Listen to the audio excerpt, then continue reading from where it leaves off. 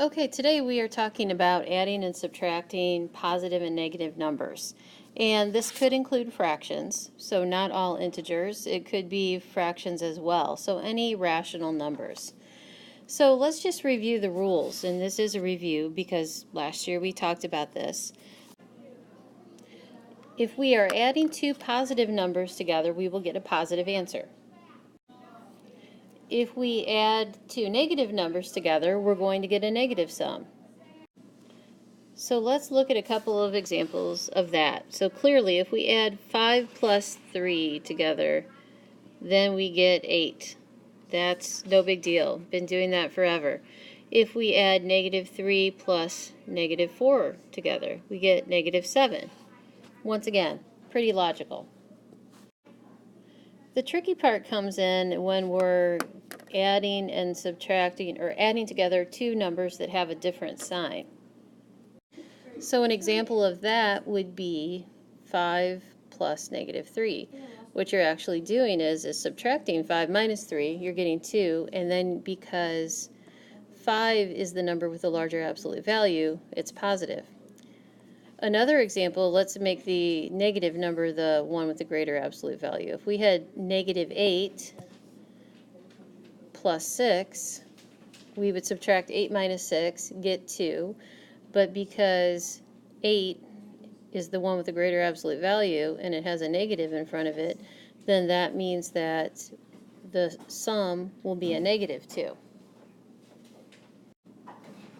When subtracting two numbers, such as 8 minus 12, what I recommend is if the second number is larger than the first number, that you actually change the subtraction sign to a positive sign or a plus sign, and then make the 12 negative.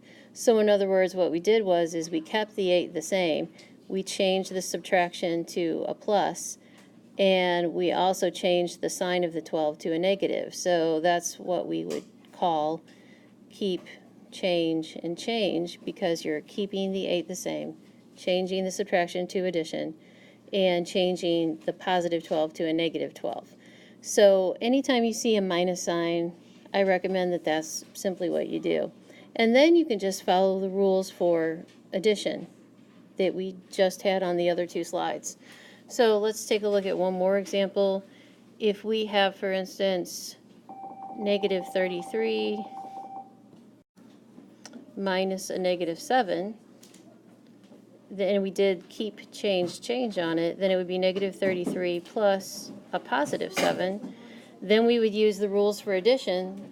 33 minus 7 is 26, and it would be negative because the larger of the two is negative. And here is a special message from some of your classmates. Sup, man?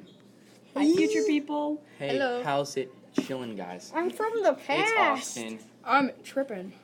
Isabel. Future Megan. Austin. Kyle. Is Bye pretty cooler forever. than See ya. past Austin. So.